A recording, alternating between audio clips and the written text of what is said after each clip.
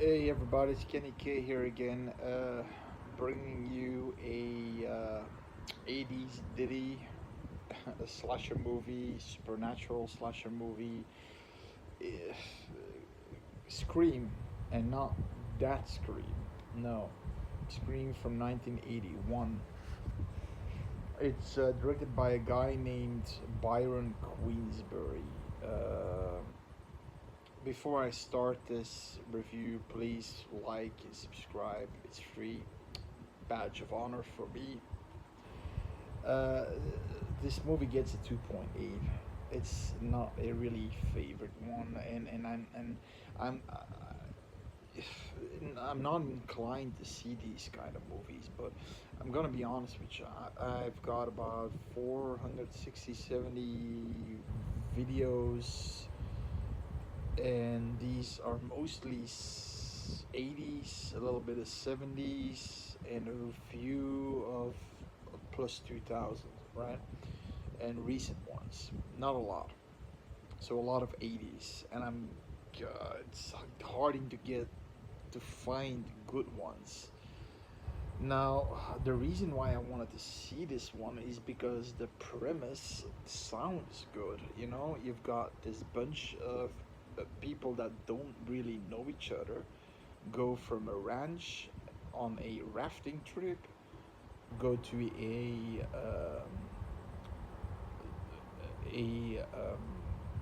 isolated ghost town basically, and camp there, and there's a killer there, and that for me, if the director just would have, I mean, there is a killer there, but a supernatural killer, a killer we don't see, an unseen killer. We do see the weapons he uses, but we don't see the killer himself. And I think maybe if they amped up the gore, and because there were a lot of kills, you had a lot of people. That's why I don't gonna say the actors. I don't know any one of them. I don't know anyone. Sorry, and the there were so many characters, like 20 people that went there to the rafting thing. So they had a lot of kills. You could have had a lot of kills, which is a shame. It's a shame that they didn't, you know. Basically, so they are over. They're getting offed. And the first kill happens fairly quickly. A guy that goes on his own, smoking a cigar, and he gets strangled. He gets hung, and his best friend is and everybody's sitting together, and they think one of them is a psychopath, and they all think it's the best friend because he's not really crying or something. And there are two extremely annoying characters in this movie, okay, and that's the abusive husband and the fat jolly asshole with the cap on. He's like a fucking pig on a troll. It's just, oh my god. Those two had to die, in my opinion.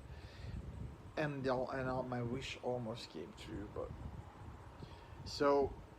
Listen, the pros are there are a few good. Like I said, it's a creepy scene, a creepy. There's a creepy kind of atmosphere. You have that ghost town night scenes. Now every character that dies, which makes it also stupid, always goes out alone. Even when they know there's some kind of psychopath running around, they're always going out alone. And one goes alone to get some beer, and it's in the room where the body.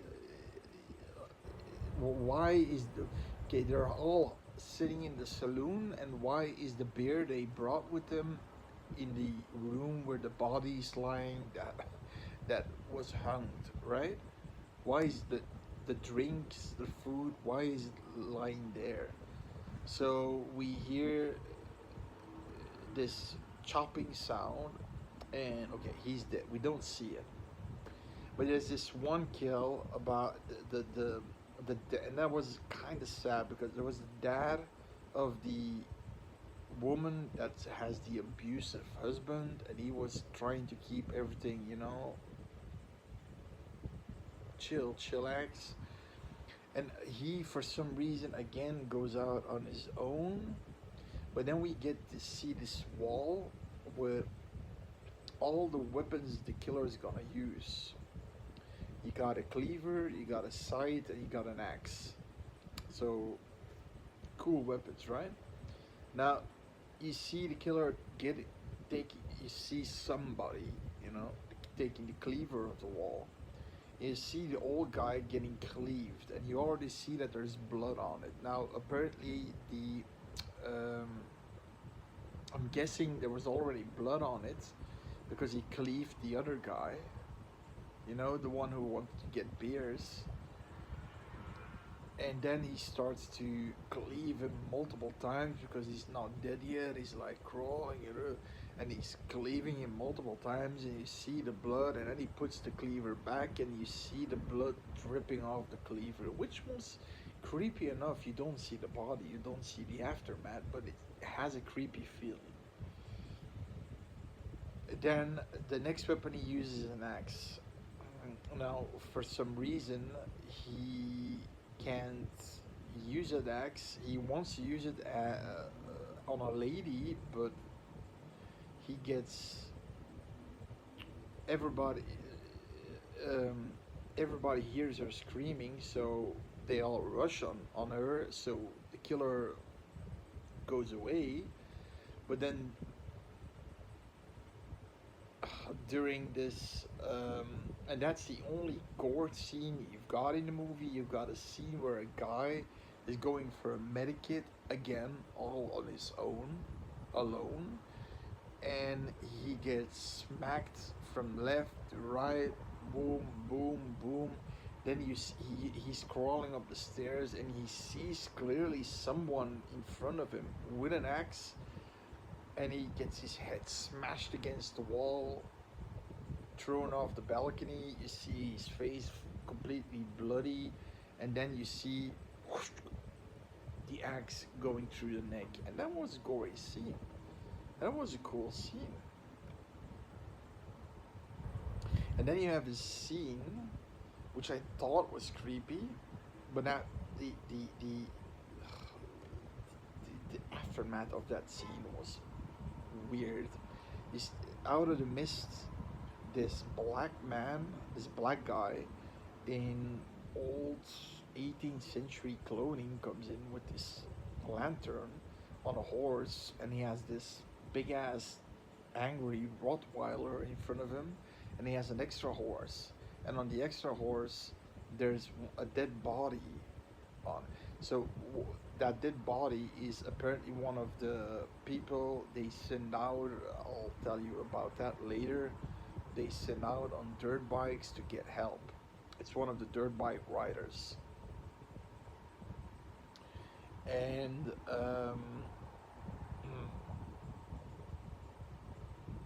it looked creepy when he came out of the mist. It looked creepy. It looked creepy. And he had that body on his horse. I'm trying to think of pros. And that's about it. The acting wasn't that bad. It was at some point, they don't have the rafts anymore. They don't know where they went. They're stuck in the middle of fucking nowhere. Okay, now the like I said, now the cons.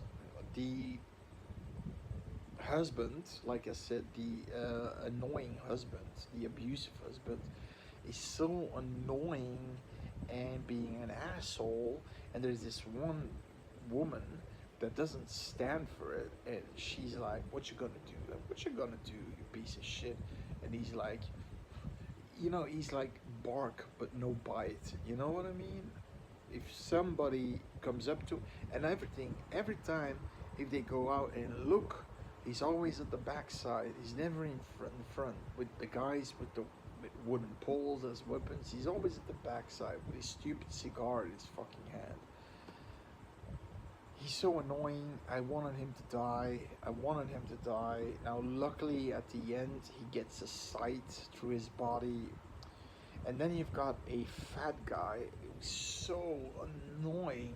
Annoying. He's just at night when he knows there's a killer. He's just num num num num. He has this cap on. He put his hands in his fat belly pouches, and he's dum da dum da dum da dum. Is there any food? Yes.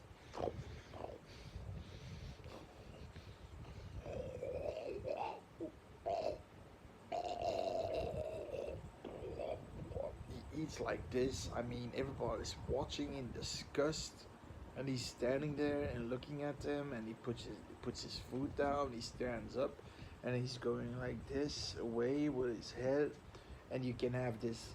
It wasn't in there, but you can have this song like boom boom boom boom, a sad sound or something going. It was so it was frustrating because every time he was like left right left right left right. It was annoying. He was annoying. He didn't contribute to anything. At some point, for some reason, he gets a pass from the ghost. He's in the shack. He goes in the shack where all the bodies are for some reason. I don't know why. And the door slams. He can't get out. And he hears this creepy sound again. This is one of the good moments. You see the bag moving. That it seems like one of the corpses is coming back alive. And then he's yelling, "Help, help!" And then he gets out, and this sleeping bag with a corpse on is crawling over him, and he falls, and the bag is gone. And that was a good moment. But then they ask, "What happened?" We hear you scream like a banshee, and he says, "Oh, nothing, nothing."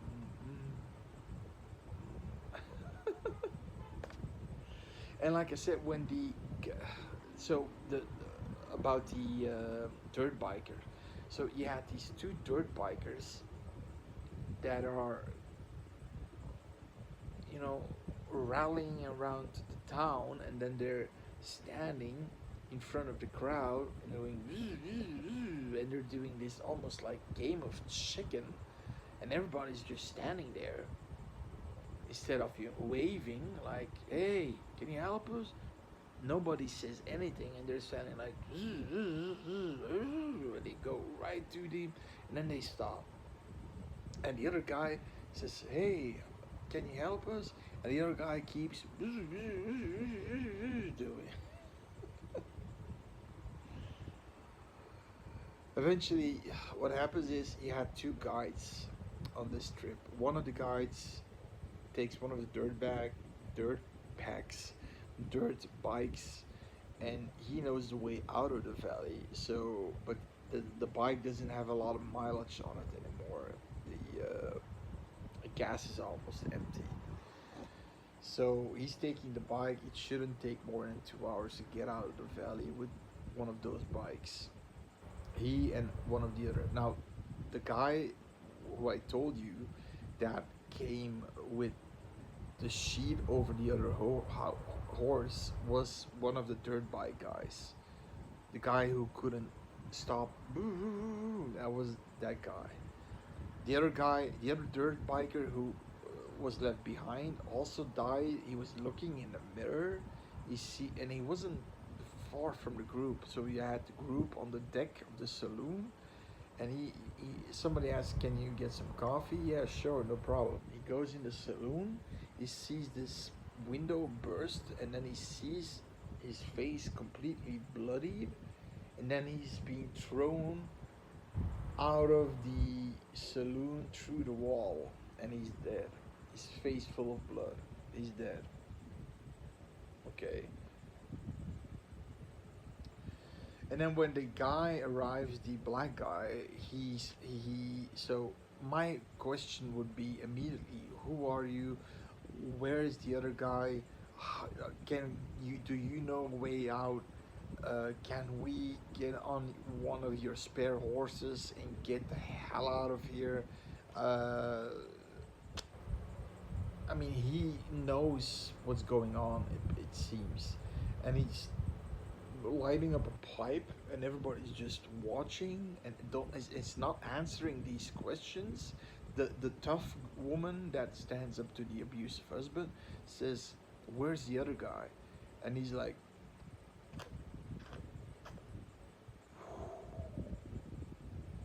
"I was a sailor for 43 years, riding the waves with my old captain. But then bad people wanted to take it all. A captain that was ruthless. And I always kept this in my pocket." And he shows this uh, compass, golden compass, and it's just going berserk. Like it doesn't know where it is. Puts it back in his gun. And then she says, "Yeah, but the other guy," then he does, "Bye." He's gone. He's just gone. Uh, and then there is this scene where you have this. So so one of the guides, the last guide, sees a light burning in another house. He wants to go alone again, but everybody says no. Again, that strong. Actually, that strong woman was the most. She should have taken the lead. I mean, she says nobody goes alone. Everybody goes. Okay. Again, the abusive husband at the back, because he's scared shitless. They wanted to go there because they have a door and they can block it with a piece of wood or something. And then something is banging on the door like crazy. Something banging is so hard that it goes out of its hinges almost. And you hear a wailing, hysterical woman. "Oh, oh." And they open up and they see the guy that was on the dirt bike, the other guy. He comes in.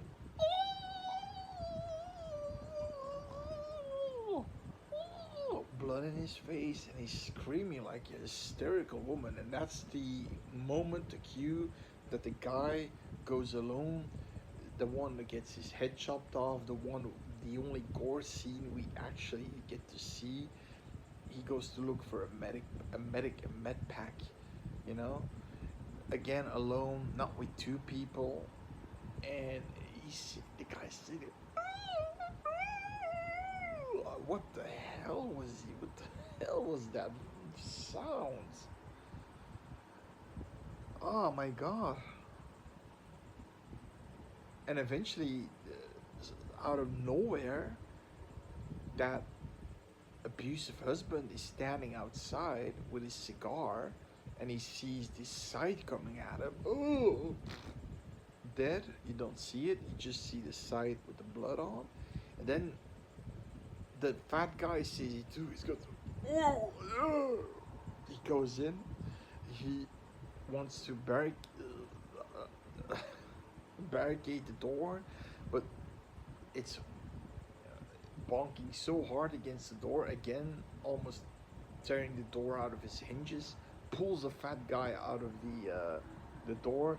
Oh, hallelujah! Let's kill this porky pork. And the side goes up, and then you hear a shot going off, and he gets saved, and the side falls next to the guy, next to the fat guy. And apparently, the shot came from the black sailor, and the unseen killer disappears in the night. And then he disappears when he sees a car arriving, a pickup truck from the ranch where they started. And they're escorting everybody out to back to town. And then you have this little, you hear the black sailor talking again about the bad sailors, and then you see the bad captain and you see a picture of him. Weirdly enough, with the date 1981 backwards in the corner of the painting.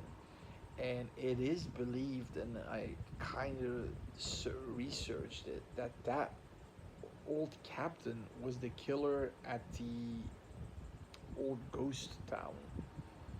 You know, that that captain was the killer. Yeah, probably.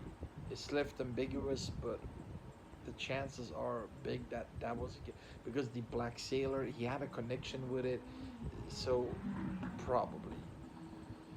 So yeah, the movie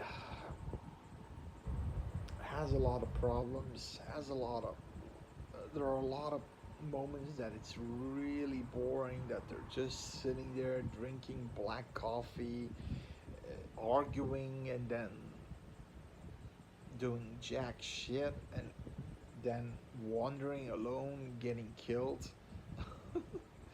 And the kills, like I said, you don't see them. You have two cool moment kills. That's the one, like I said, where the guy gets his head chopped off. You see that one, and then the old man who gets killed, and that the cleaver hang is hang back to the wall, and you see the blood dripping off of the cleaver. This movie would have been much better if it had a tighter pace and a little bit more gore.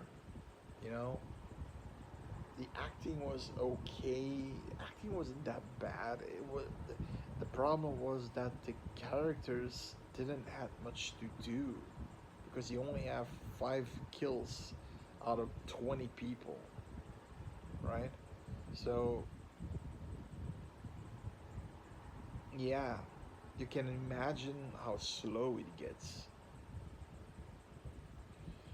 Um, and also the weird characters like the black sailor who just smokes a pipe and just starts telling him about his sailing days, and nobody asking him where to go, where's the I would be like completely, I mean, I would be like questioning the guy like a police interrogation, like where did we need to go, where the hell are we, who the hell is hunting us, who the, you know. But yeah, okay, listen, I want to be generous here. I give the movie a 4, and a 4.5 with me usually means watch with caution. And it's also to, if you want to be a real pure slasher purist, and you would like to see them all, you can notch that one of your list. And there you go. I actually think that the movie actually is called Scream, like Wes Craven's Scream. Now I'm thinking, did didn't he had copyright problems? I think the director, you know, Queensbury said, "Oh, Wes Craven, fuck yeah, take the name of the movie, that piece of shit." I'm honored. So yeah, I don't think he had a lot of problems getting that name. So and it fitted better with Wes Craven's movie than this movie. So there you go, Scream from 1981 gets a 4 from me. Try it out, see what you think, and after 15-20 minutes, you are like this, put it off because it's not gonna be any different. So there you go. See you next time.